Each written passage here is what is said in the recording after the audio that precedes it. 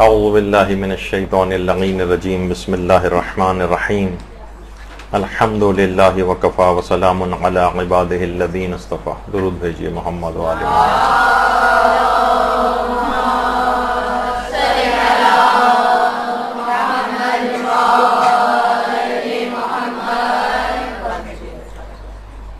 کہ کیا غم امام حسین میں خاک آلود ہونا جائز ہے؟ اس کو مثلا فارسی میں اس رسم کو جو ہے وہ گل مالیدن یا گل مالی کی جو ہے وہ رسم کہا جاتا ہے. تطین جو ہے عربی میں اس کو کہا جاتا ہے. اب دیکھیے، اگر آپ دیکھیں تو ایران کے اندر اس رسم کو جس طرح سے انجام دیا جاتا ہے پاکستان میں نہیں، رائج ہی نہیں. وہاں عام عورتیں ہوں، بوڑھی عورتیں ہوں، باقاعدہ اپنے آپ کو خاک آلود کرتی ہیں، اپنے جسم کے اوپر اس انداز سے مٹی لگاتی ہیں. اور جوان بھی اگر ہیں، مثلا بہت سے وہاں پہ کھلاڑی بھی ایسے ہیں، وہ آپ کو یہ رسم ادا کرتے ہوئے نظر آئیں گے. علماء ہیں وہ اس رسم کے اندر اپنے جسم کے اوپر خاک لگاتے ہیں، اپنی پیشانی کے اوپر خاک لگاتے ہیں.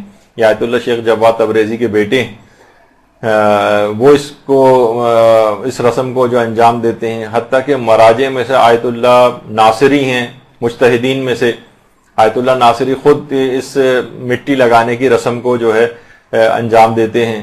اچھا، اگر آپ اس لحاظ سے دیکھیں، بہت سے مجاہدین مثلا ابو اسرائیل وغیرہ بہت سے اس طرح سے آپ کو نظر آئیں گے کہ مجاہدین بھی جو ہے اس رسم کو، بعض اوقات آج کل یہ بھی کہا جانے لگا ہے کہ یہ ہیں مدافعین، یہ تو کوئی ان رسومات کو انجام، یہ خود سب سے بڑھ کر ان تمام رسومات کو انجام دیتے ہیں، اور جب اس کا موقع آتا ہے دفاع کا تو دفاع بھی کرتے ہیں. دونوں میں کوئی منافات اور کوئی دوری نہیں ہے آپس میں. تو بہرحال یہ بھی میں آپ کے سامنے کچھ مظاہر پیش کر رہا ہوں کہ ہر صنف کا آدمی، عام شخص ہو کوئی، وہ بھی اپنے آپ کو خاک آلود کرتا ہے. بچے ہیں وہ اپنے آپ کو خاک آلود کرتے ہیں، اس معاشرے کے اندر عام ہے یہ چیز. بوڑھے ہیں وہ اپنے آپ کو خاک آلود کرتے ہیں، حتیٰ کہ بچیاں یا عورتیں وہ بھی اپنے آپ کو اس طرح سے خاک آلود کرتی ہیں. اور اس کو کہا جاتا ہے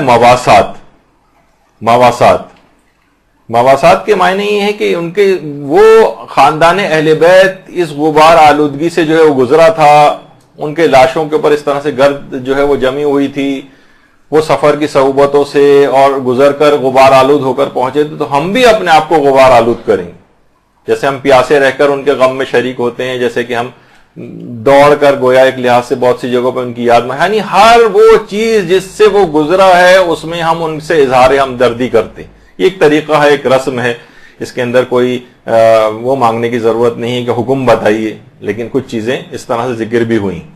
حتیٰ کہ شیعہ سنی روایات کے اندر اس بات کا تذکرہ آیا. سنی روایات کے اندر بھی اگر آپ دیکھیں تو باقاعدہ جو امام بخاری ہیں انہوں نے اپنی کتاب میں اس روایت کا تذکرہ کیا ہے، ترمذی میں اس روایت کا تذکرہ ہے، طبرانی میں اس کی روایت کا تذکرہ ہے. جو حاکم ہیں اہل سنت کے علماء، بہت سارے اور محدثین نے اس روایت کو لکھا ہے کہ ان سلمہ انہا دخلت علی ام سلمہ رضی اللہ تعالی عنہا وہی تبکی فسألتها ما یبکیکی فقالت رأیت النبی صلی اللہ علیہ وآلہ اللہم صلی علی محمد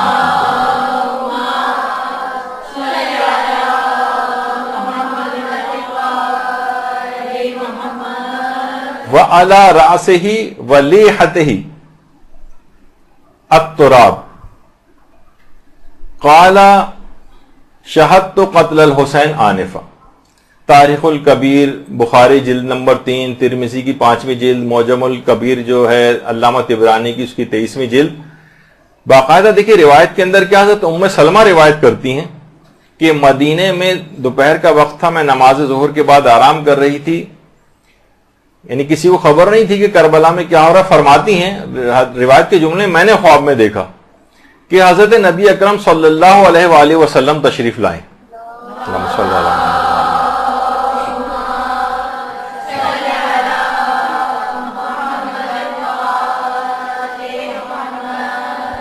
آپ پریشان حال تھے اور آپ کا سر انور اور ریش مبارک یعنی داڑھی گرد آلود تھی. خواب میں خود انہوں نے دیکھا. فرماتی ہیں میں نے عرض کیا یہ کیا ماجرا ہے؟ آپ نے تو پیغمبر اکرم نے فرمایا ام سلمہ میں ابھی مقتل حسین سے آ رہا ہوں. حضرت ام سلمہ فرماتی ہیں کہ میں نے اسی وقت اٹھ کر مٹی والی شیشی دیکھی جو خون میں بدل گئی تھی، وہ سمجھ گئیں کہ امام حسین شہید ہو گئے. یعنی خود پیغمبر کو انہوں نے دیکھا کہ پیغمبر کا سر انور اور ریش مبارک یہ گرد آلود تھی. باقاعدہ دیکھیے روایت کے جملے ہیں کہ رایت النبی صلی اللہ علیہ وآلہ وعلی راسہ ولیحتہ التراب، یعنی ان کے سر، پیغمبر اسلام کے سر اور ان کی داڑھی گرد آلود تھی. جب پیغمبر عاشورے کے روز گرد یعنی غبار آلود تھے، خاک آلود تھے، تو ان کی یاد میں، پیغمبر کی اس یاد میں ان کی اور اچھا یہ بھی دیکھیں آپ کہ جو روایت کے جملے بھی ہیں کہ من رانی فقد رانی فإن الشیطان لا يتمثل بصورت، یعنی جس نے مجھے دیکھا واقعی اس نے مجھے کو دیکھا. پیغمبر کی روایتوں کے اندر بھی یہ چیز آئی ہے، کیونکہ شیطان کبھی میری شکل نہیں بنا سکتا. تو ام سلمہ کے جو روئے صادقہ تھا، سچا خواب تھا، اس کے اندر پیغمبر اسلام کی یہ والی حالت انہوں نے دیکھی تھی. اور باقاعدہ یہی والی روایت جو ہے وہ بہار کے اندر بھی آئی ہے، یعنی اہل سنت کے ہاں بھی روایت ہے اور ہمارے ہاں بھی یہ روایت ہے کہ آپ کو باقاعدہ غبار آلود دیکھا گیا. یعنی پیغمبر اسلام روز عاشورہ غبار آلود تھے، خاک آلود تھے، سر اور ریش مبارک جو تھی ان کی خاک آلود تھی. اس بنا پر اگر مواسات کے عنوان سے ہم اگر آپ خود کو خاک آلود کر دیں، اور یہ جو رسم ازا ایران کے اندر باقاعدہ لوگ اس طرح سے خاک آلود ہوتے ہیں، اپنے آپ کو مٹی لگاتے ہیں، اپنے آپ کو تھوڑی سی گیلی کر کے مٹی جو ذرا جسے آپ اچھا لفظ نہیں ہوتا کیچڑ نما یا اس طرح سے یہ کرتے ہیں اگر اپنے اوپر، تو اس کے اندر ابھی آپ دیکھیں گے علماء کے فتوے بھی سلسلے میں کیا ہے. تو یہ اس کا ایک عنوان ہوتا ہے. اسی طریقے سے جو ابن عباس کی جو ایک روایت بھی ہے، جو کتاب تہذیب التہذیب جو علامہ ابن حجر عسقلانی کی کتاب ہے، اس کی دوسری جلد کے اندر باقاعدہ ابن عباس کی یہ روایت موجود ہے کہ اس کا ترجمہ یہی ہے کہ ابن عباس فرماتے کہ میں نے رسول اکرم کو خواب میں دیکھا کہ آپ غبار آلود ہیں. یہی والا خواب ابن عباس نے بھی دیکھا اور عجیب کیفیت ہے، اور ہاتھ میں ان کے شیشی ہے اور اس شیشی کے اندر خون ہے. میں نے کہا کہ یا رسول اللہ یہ خون کیسا ہے؟ تو آپ نے فرمایا حسین علیہ السلام ان کے اصحاب کا خون ہے. تو یہ بھی سچا خواب اس اعتبار سے حضرت ابن عباس نے دیکھا، جو علماء اہل سنت تک نے اپنی کتابوں کے اندر لکھا. تو اس لحاظ سے اس کے اندر کوئی حرج نہیں. اسی طرح سے مثلا صعصع ابن سوحان جو کہ حضرت امیر المومنین علیہ السلام کے صحابی تھے، اللہم صلی علی محمد.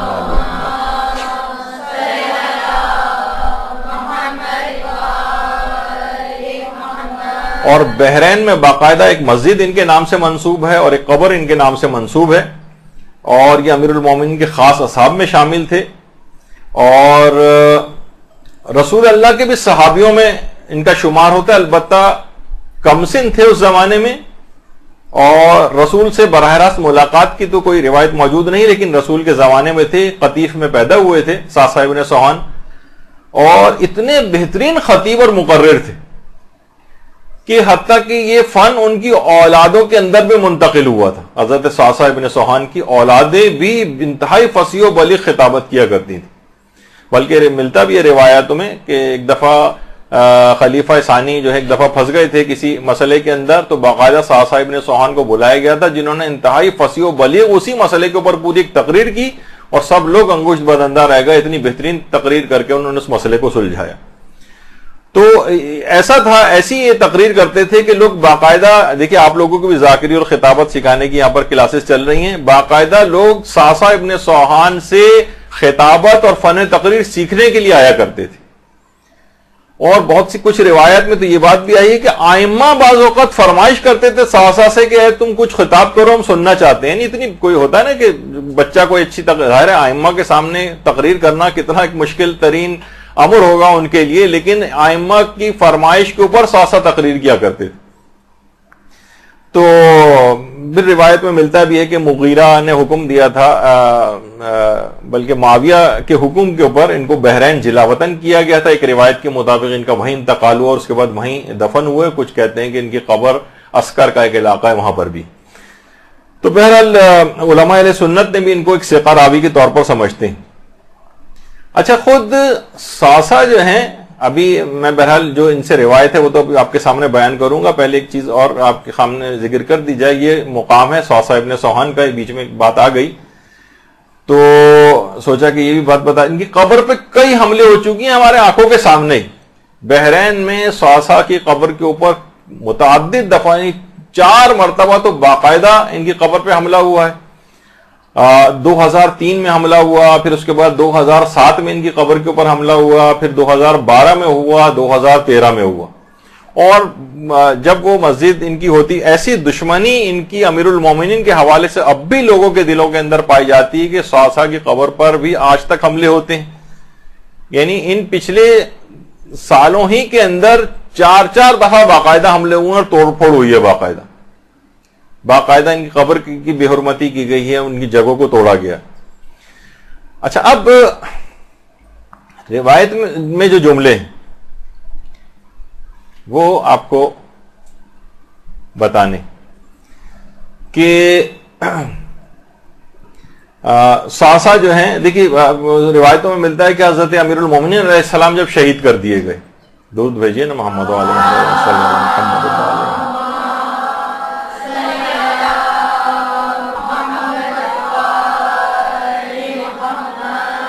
تو تدفین اور تشییع جنازہ کے لیے جسم اطہر امیر المومنین کو کوفے سے نجف منتقل کیا گیا. کوفے سے نجف. اب صعصع جو ہیں تدفین کے بعد جب قبر امیر المومنین پہ آئیں تو جملے ہیں وقف صعصۃ علی القبر واخذ کفا من التراب. صعصع امیر المومنین کی قبر پر آئے اور ایک مٹھی خاک اٹھائی اور اپنے سر کے اوپر ڈالی اور فقالا, اور کہا بے ابی انت و امی یا امیر المومنین علیہ السلام. اور پھر اس کے بعد پورا خطاب کیا وہاں پر, اور اس خطاب کو کرنے کے بعد پھوٹ پھوٹ کر صعصع ابن سوحان رونے لگے. تو خود صعصع کا غم کی شدت کے اندر پوری مٹی کو اٹھانا ہاتھ میں اور اپنے سر کے اوپر ڈالنا, یعنی خود کو خاک آلود کرنا, یہ خود امیر المومنین کے ظاہر تدفین کا موقع ہے. سو دیگر معصومین بھی موجود تھے, تو بہرحال ایک لحاظ سے اس کی مشروعیت بھی ثابت ہو جاتی ہے اگر کوئی شخص خود کو خاک آلود کرتا ہے, کیونکہ کسی شخص کا کوئی عمل کرنا اور امام کا اس کو نہ روکنا خود اس بات کی دلیل ہے کہ وہ کام جائز ہے. تو اس کے اوپر بھی آج کل اعتراضات, آپ فتاوے بھی اگر اٹھا کر دیکھیں تو لوگ سوال اس طرح سے کرتے ہیں, کیا یہ توہین نہیں ہے کہ انسان اس طرح سے اپنے آپ کو مٹی لگا رہا ہے, غیر لوگ دیکھیے کیا کہیں گے کہ یہ جناب یہ کیا کر رہا ہے, یہ کس طرح سے اپنے آپ کو وہاں مذہب کی توہین ہو رہی ہے اس کے اندر, اور جو ہے وہ یعنی لوگ اس طرح سے خود سے ایک اپنی تشخیص موضوع کو لوگوں کے اوپر جو ہے وہ کرتے ہیں اور ان کو مجبور کرتے ہیں کہ انہی کی بات اس سلسلے میں مانی جائے, جبکہ اس کے مظاہر حزن و غم کے اس انداز سے جو ہے وہ نظر آتے ہیں. تو اچھا, اسی طرح سے باقاعدہ لحوف جو ابن طاؤس کا جو مقتل ہے اس کے اندر خاص طور پر یہ بات لکھی ہے کہ جب حضرت زینب سلام اللہ علیہ نے اہل کوفہ سے خطاب کیا,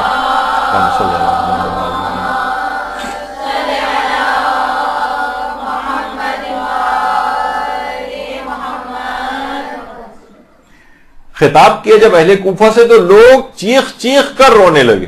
یعنی اس کے جملے روایتی, عورتوں نے اپنے بال نوچ لی اور زمین سے خاک اٹھا کر اپنے سروں پر ڈالنے لگے, چہرے پر خراشیں ڈالیں, گالوں کو پیٹا وغیرہ وغیرہ, جو اس طرح سے روایت کے اندر.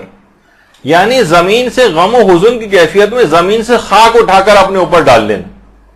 تو اس کے اندر کوئی اس میں حرج نہیں ہے. یہ واقعات سب حضرت زینب سلام اللہ علیہ کی تقریر, جہاں پہ خود سید سجاد بھی موجود تھے, لوگوں نے باقاعدہ اس طریقے سے ایک فیل ہوا, اور تو اس کے اندر کوئی حرج نہیں ہے, کوئی اس کے اندر قباحت والی بات نہیں ہے. اگرچہ یہ رسم اعضاء یہاں پر پاکستان میں نہیں ہے ابھی, لیکن یہ ایران کے اندر بہت وائڈلی پریکٹس کی جاتی ہے. علماء اور مراجع بھی, میں آپ کے سامنے کچھ اور تصاویر بھی آپ کو دکھاؤں گا کہ خود مراجع عظام تک اس رسم کے اندر جو ہے وہ حصہ لیتے ہیں. تو یہ بالکل جائز ہے. تو کیونکہ یہ غم و حزن کی ایک علامت ہے, اس لحاظ سے بھی جائز ہے. اور باقاعدہ روایتوں کے اندر بھی یہ چیز آئی ہے. دیکھیے کہ حضرت امام علی رضا علیہ الصلوۃ والسلام فرماتے ہیں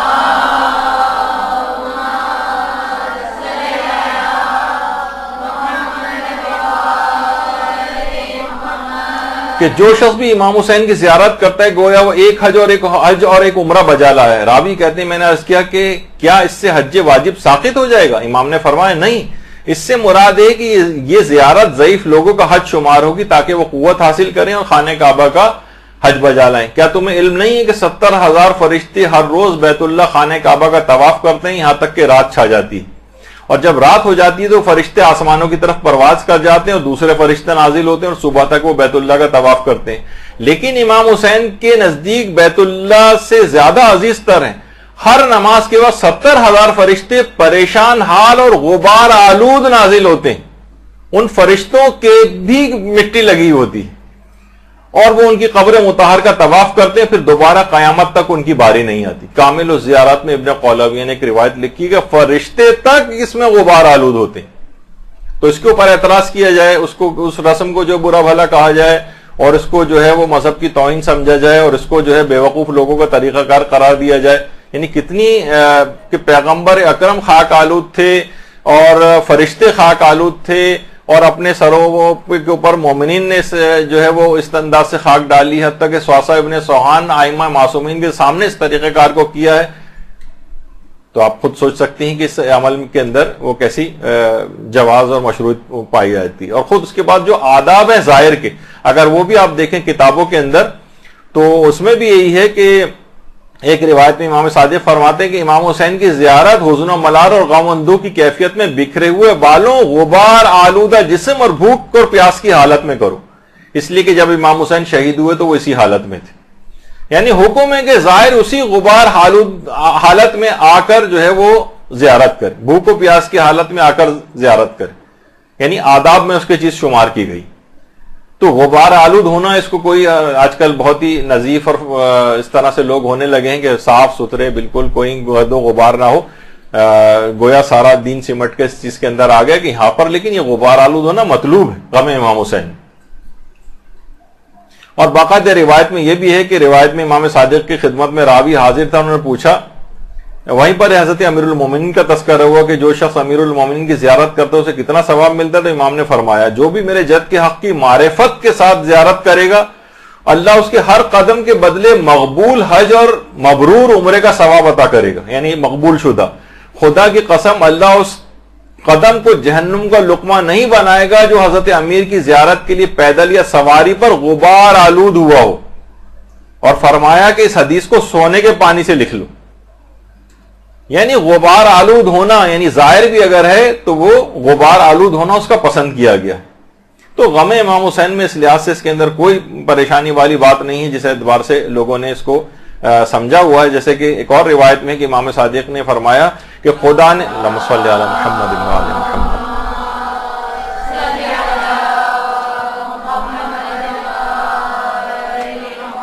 کہ میں نے امام صادق کو فرماتے سنا کہ خدا نے امام حسین کی قبر پر 4000 فرشتوں کی ذمہ داری لگائی ہے تاکہ قبر پر قیامت تک امام حسین پر گریہ کرتے رہیں۔ ان فرشتوں کے بال پریشان اور غبار آلود ہیں۔ اچھا، جو بھی حضرت کے حق کو پہچانتے ہوئے، روایت کا جملہ ہے، ان کی زیارت کرے گا یہ فرشتے وطن واپس آ جانے تک اس کے ساتھ ساتھ چلیں گے۔ بیمار ہوگا تو صبح و شام اس کی عیادت کریں گے، مرے گا تو اس کے جنازے میں شریک ہوں گے، اور قیامت تک اس کے لیے استغفار کرتے رہیں گے۔ ثواب الاعمال میں شیخ صدوق نے اس روایت کو لکھا ہے، ان فرشتوں کے بال پریشان اور غبار آلود ہیں۔ اب کوئی کہے کہ جناب واقعہ تو کربلا ہو چکا، اس زمانے کی بات تھی، بہت سے لوگ کہتے ہیں اس زمانے کی حد تک بات صحیح تھی لیکن اب تو ہو چکا، یہ فرشتے اب تک غبار آلود کیوں ہوتے ہیں؟ یہ اب ان تمام روایات کا بھی پھر یہ معترضین جو ہے وہ جواب دیں۔ اچھا، اسی طرح سے اگر آپ زیارت ناحیہ بھی اگر پڑھیں تو اس کے اندر جملے بھی ہیں کہ السلام علی الشیب الخضیب، اس ریش اقدس پر سلام جو خون سے سرخ تھی، السلام علی الخد الطریب، اس رخسار پر سلام جو خاک آلود تھا۔ کیونکہ امام حسین کا رخسار خاک آلود تھا اس لحاظ سے اس مباحثات کے عنوان سے ہم اپنے آپ کو خاک آلود کرتے ہیں۔ تو یہ روایات اس طرح سے ہیں اور وہ جیسے کہ آپ نے ابھی سنا روایت کے اندر بھی جملہ تھے کہ امام صادق نے فرمایا کہ امام کی زیارت حزن و ملال غم اندوہ کی کیفیت میں بکھرے ہوئے بالوں اور غبار آلود جسم اور بھوک پیاس کی حالت میں کرو کہ امام حسین اسی حالت میں شہید ہوئے تھے. تو اس کے اندر بھی اگر آپ دیکھیں تو یہ چیزیں ملتی ہیں روایات میں. تو لہٰذا دیکھیے اب اگر کوئی لوگ ہیں ایران میں باقاعدہ پورے کا پورا مجمع اس انداز سے اپنے آپ کو خاک آلود کر کے، یہ رسم ازا وہاں پر رائج ہے، اب بتائیے وہ پھر آفاقیت کہاں گئی؟ ان سب کو بھی منع کر دینا چاہیے تھا جو مجتہدین ایران ہیں کہ بھائی یہ رسم نہ پاکستان میں ہوتی ہے نہ انڈیا میں کسی جگہ پر ہوتی ہے، اور رسم کو وہ ہونا چاہیے اور باقاعدہ جو ہے نا حکم آنا چاہیے کسی واضح حدیث کے اندر. ٹھیک ہے ان روایات کے اندر یہ چیزیں تو مل رہی ہیں، لیکن واضح الگ سے حکم کے تمام عزاداروں کو ایک کام انجام دینا چاہیے، ایسا کوئی حکم دکھایا جائے تو ایسا بھی کوئی حکم اس لحاظ سے موجود نہیں ہے. لیکن بہرحال یہ اس مواسات کے عنوان سے اپنے آپ کو خاک آلود کرتے ہیں. حتیٰ کہ علماء جیسے کہ میں نے ابھی مثال دی تھی آیت اللہ ناصری، وہ جو ہے اپنے آپ کو وہ خاک آلود کرتے ہیں. اور اسی طرح سے آیت اللہ سید محمد صادق روحانی مرجع تقلید ہیں، لیکن اپنے دیکھا کہ پیشانی کے اوپر انہوں نے اس انداز سے ایک علامتی طور پر اپنے آپ کو خاک آلود کیا ہوا. ایک سمبولزم ہے، ایک اظہار حزن اور ملال کا ایک طریقہ ہے، ایک رسم ہے وہاں پر، اس میں خود مراجع بھی جس کو انجام دیتے ہیں پیشانی پر. آیت اللہ سید محمد تقی طباطبائی قومی، یعنی خود مرجع تقلید اتنے بڑے مراجع میں شمار، اپنے پورے امامے کے اوپر جو اس طرح سے مٹی لگائی ہوتی تھی، اپنے پورے جسم اور لباس کے اوپر اس طرح سے مٹی لگائی ہوتی تھی روز عاشورہ. تو علماء کا ایک طریقہ ہے. باقاعدہ کچھ روایت جو حکایتیں ہیں اور واقعات علماء اس میں کہ آیت اللہ ابو الحسن اصفہانی بھی اپنے امامے کے اوپر اس انداز سے مٹی لگا کر اور روز عاشورہ مجالس کے اندر آیا کرتے تھے، روز عاشورہ. اسی طریقے سے مثلا آیت اللہ مہدی امامی، آیت اللہ مہدی امامی باقاعدہ ان کی آپ تصویریں دیکھیں اپنے امامے پر، اپنے چہرے کے اوپر، اپنی داڑھی کے اوپر اس طرح سے باقاعدہ اس کو خاک آلود کر کے. یہ رسم اعظم وہی میں نے کہا کہ یہاں پر نہیں ہے لیکن ایران کے اندر اس انداز سے منائی جاتی ہے.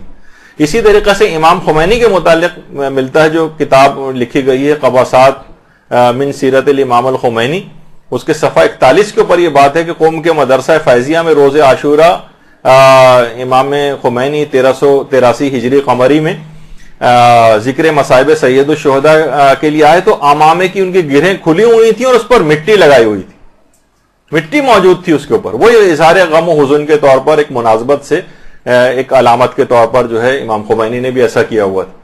باقاعدہ کتابوں کے واقعات ملتے ہیں. آیت اللہ شیخ جواد تبریزی، ان کے ساتھ جو لوگ افراد ان کے اپنے بیٹے جو ہے وہ اس رسم کو انجام دیتے تھے، ان کے ساتھ میں موجود ہیں اور مراجع عظام کے سامنے یہ چیز ہوتی. اور باقاعدہ یہ جو خاک آلود ہونا اور غبار آلود ہونا، اس کی عظمت کا تو وہی آیت اللہ بروجردی والا واقعہ ہے. اور اس واقعے کے جو گواہان ہیں اس کے اندر آیت اللہ صافی گلپائگانی ہیں جنہوں نے خود اس واقعے کو بیان کیا ہے.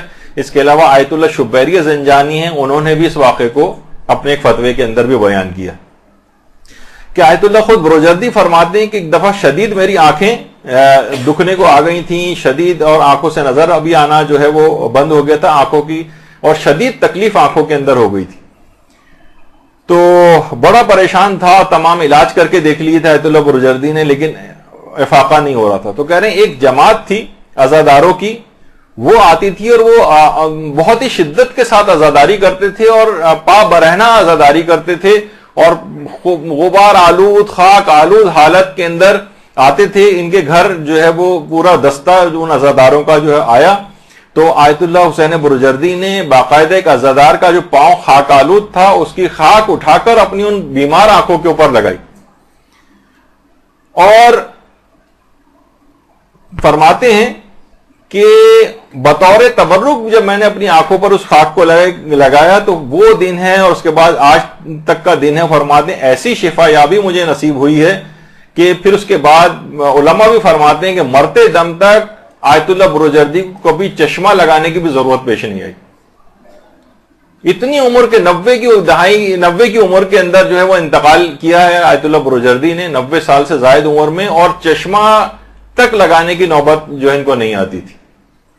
تو خاک آلود ہونا، اس خاک آلود اس کے قدموں کی خاک کو اٹھا کر آیت اللہ بروجردی نے اپنی آنکھوں کے اوپر لگائے. بہت سے لوگ اس پہ بھی واقع پہ شکوک و شبہات کا اظہار کرتے ہیں. وہ چاہیے کہ انہیں آیت اللہ صافی گل پائیگانی کے فتاوے دیکھ لیں اور آیت اللہ شبیری زنجانی کے فتاوے اٹھا کے دیکھ لیں، جنہوں نے باقاعدہ اس کو الگ سے تذکرہ کیا. اور اس سے پہلے بھی جو میں نے کچھ علماء کے حوالے دیے تھے شروع میں جہاں مراسم ازا کی تاکید آ رہی تھی تو اس میں بھی اس کا ذکر آیا تھا. بہت مشہور واقعہ ہے. تو بہرحال آپ دیکھیں کہ یعنی اتنی بینائی ان کی، باقاعدہ آیت اللہ شبیری زنجانی سے بھی یہی والا فتویٰ پوچھا گیا کہ بعض عزادار روزے عاشورہ لباس پر مٹی لگاتے ہیں، ننگے پاؤں وغیرہ چلتے ہیں. تو انہوں نے فرمایا کہ مانے ندارت بلکہ از مصادیق تعظیم شاعر مستحب است، یعنی نہ صرف یہ کہ یہ اس میں کوئی حرج نہیں ہے بلکہ تعظیم شاعر میں شمار ہو کر یہ مستحب بھی ہے یہ والا عمل انجام دینا، جس پہ آج لوگ اعتراض کر رہے ہیں. اور آیت اللہ شبیری زنجانی کی اپنی جو آفیشیل سائٹ ہے اس کے اوپر بھی یہ والا فتویٰ آپ کو مل جائے گا کہ مستحب کا قرار دیا اس کو. اور باقاعدہ آیت اللہ شبیری زنجانی سے ایک سوال یہ بھی پوچھا گیا کہ خرم آباد کے کچھ لوگ ہیں خود کے اوپر مٹی لگاتے ہیں، قوم کے بعض لوگ بھی جسم اور لباس کو اس طرح سے مٹی سے آلودہ کرتے ہیں، تو یہ توہین عزاداری نہیں؟ آیت اللہ شبیری زنجانی جواب دیا نہیں، یہ کیسے توہین ہو گئی؟ یعنی حیرانگی کا اظہار کر رہے ہیں.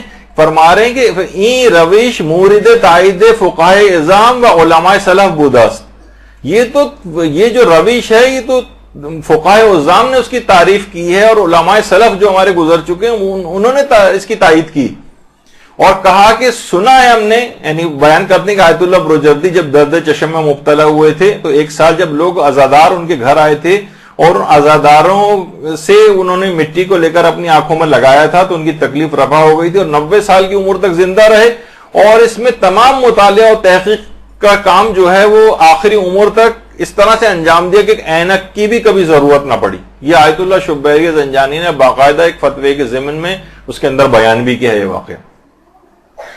تو بہرحال اسی لحاظ سے آیت اللہ خامنہئی سے بھی پوچھا کہ آپ جائیے ان کے مراسم عزاداری اور جہاں استفتاء کے جوابات ہیں وہاں پر یہی مالیدین گل کا جو مسئلہ ہے مٹی لگانے کا مسئلہ وہاں جو آپ پڑھ لیجئے کہ سر و صورت پر ایام عزاداری میں مٹی لگانا کیسا ہے. فرماتے ہیں معمول کے طریقے پر اور عرف میں اگر مظاہر غم و حزن میں شمار ہوتا ہے تو کوئی اشکال نہیں، بالکل جائز ہے. تو اب اصل میں یہی ہے کہ علماء اور مراجع کے فتاوے سے واقفیت نہیں ہے، خود سے کوئی دماغ بنا لیا ہے اور اس دماغ کے مطابق ان مراسم کے اوپر اعتراض کر رہے ہیں. نہ اس کی متعلق کوئی معلومات حاصل کرتے ہیں، نہ مراجع کے فتاوے دیکھتے ہیں، نہ اس کی کوئی جو اس کے دلائل یا چیزیں جو ہیں علماء نے بیان کی ہیں نہ اس کی طرف نگاہ ہوتی ہے، اور بس صرف زبان اعتراض دراز ہو جاتی ہے ہمارے. ہاں اتنا ضرور ہے کہ آیت اللہ خامنہئی نے اپنے فتاوے میں بات کہی اس قدر نہ ہو کہ وہ انگشت نمائی کا سبب بن جائے یا موجب وہن مذہب بن جائے. مثلا بہت سی جگہوں پہ دیکھیے عوام ہے نا، اب عوام اپنے آپ کو اس حد تک وہ لگا رہی ہے اپنے اوپر کہ یہ پھر ایک غم و حزن کی کیفیت سے بعض اوقات یہ چیز باہر نکل جاتی ہے. اب عوام میں یہ ہے کہ ان کو افراط و تفریط سے روکا جائے. بعض اوقات یہ ہوتا ہے نا کہ اتنا زیادہ اپنے جسم کو کیچڑ لگا لی اور اپنے آپ کو وہ کر لیا غلطیدن جس کو کہا جاتا ہے، فتووں کے اندر بھی ہے کہ اپنے آپ کو بالکل اس کے اندر کر لیا. تو اب یہ ہو جائے گا کہ لوگ اس کے اوپر اعتراض کرنے لگیں گے کہ نہیں اتنی زیادہ نہیں، بس ایک حد تک اپنے آپ کو خاک آلود کرنا ہے لیکن اس طرح سے کر لینا. لیکن عوام ہے وہ تو ظاہر ہے کہ افراط و تفریط کا شکار ہوتی، تو ان کو لمٹ کیا جائے گا، نہ کہ رسم ازا کی مخالفت کی جائے گی. ہمارا یہ ہوتا ہے کہ فوراً ٹارگٹ رسم ازا کو کرتے ہیں، حالانکہ اس چیز کو روکنا چاہیے کہ بھائی یہ اس سے زیادہ اس کو نہ کیا جائے. تو یہی والا سوال آیت اللہ روحانی سے بھی پوچھا گیا. آیت اللہ روحانی سے بھی پوچھا گیا تو انہوں نے کہا کہ نہیں، اگر آپ ان کا دیکھیں کہ بہت سے لوگ سوال پوچھا گیا کہ تمام بدن کو عنوان عزاداری سے اس طرح سے غلطیدن یعنی در گل و گل مالی کردن، یعنی پورے بدن پر اس طرح سے لگاتے ہیں جیسے آپ نے تصویر میں دیکھا. تو انہوں نے جواب دیا غلطیدن در گل کار صحیح نیست، اما مختصری با عنوان عزاداری با پیشانی زدن مطلوب است. اتنی مختصر سی بھی ہو تو کافی ہے، جیسے کہ خود انہوں نے کہا کہ پیشانی پہ تھوڑی سی اگر لگا لی جائے تو اس کے اندر کوئی حرج نہیں، کہ بنسبت اس کی کہ آپ پورے خود ہی گیلی مٹی اور وہ اس کو پورا غلطاں ہو جائیں اس کے اندر. اچھا، اسی طرح سے آیت اللہ ہاشمی، آیت اللہ صادق روحانی کا تو یہ خیر ابھی یہی جواب انہوں نے دیا ہے کہ مظاہر حسن غم میں ہو تو جائز ہے۔ اس کے بعد آیت اللہ سید محمد شاہرودی فرماتے ہیں انہوں نے بھی چہرہ اور جسم پر مکمل لگانے کو شاعر حسینیہ میں سے بھی قرار دیا ہے اور اسے اظہار غم و حزن کا ذریعہ بنائے، اور شاعر حسینیہ میں اس کو سمجھا جاتا ہے۔ اچھا، اسی طرح سے آیت اللہ شمس الدین وائزی انہوں نے بھی کہا اس میں کوئی حرج نہیں اور اس کے حرام ہونے کی کوئی دلیل نہیں، اور آیت اللہ وحید خراسانی نے بھی اس کو شاعر میں سے قرار دیا ہے۔ آیت اللہ حافظ بشیر حسین نجفی نے تو باقاعدہ راہجے بھی قرار دیا ہے، اور آیت اللہ شیخ جواد تبریزی تو ان تمام مراسم اعضاء کے بہت زیادہ حامی تھے، اور بہت سے علماء جیسے آقا جمیل حمود عاملی انہوں نے بھی اظہار جزا اور اظہار حزن کے تحت اس کو مستحب شرعی تک قرار دیا ہے، اور آیت اللہ تقی مدرسی نے بھی کہا فرمائش میں کوئی حرج نہیں کیونکہ یہ اظہار غم و حزن کی ایک علامت ہے۔ تو آپ نے دیکھا کہ بہرحال جو ایک میں نے دو مثالیں آپ کے سامنے اس زمین کے اندر پیش کی ہیں، اور جو اور علاقوں کے اندر جو جس اعتبار سے مراسم اعضاء پائی جاتی ہیں،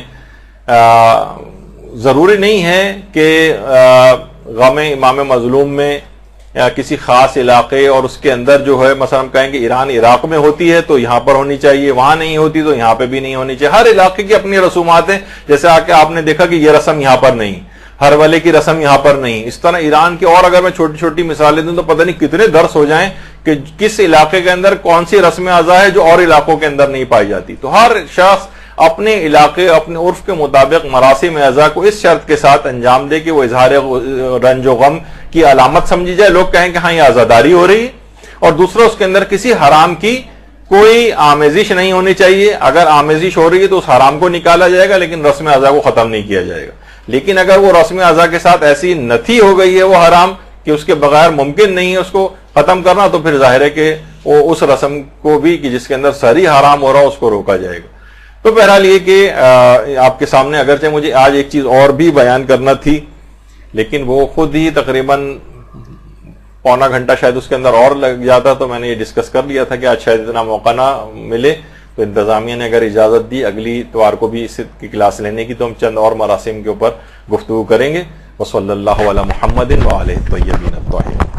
برحمتك يا أرحم الراحمين، وصلى الله على محمد وآله الطاهرين۔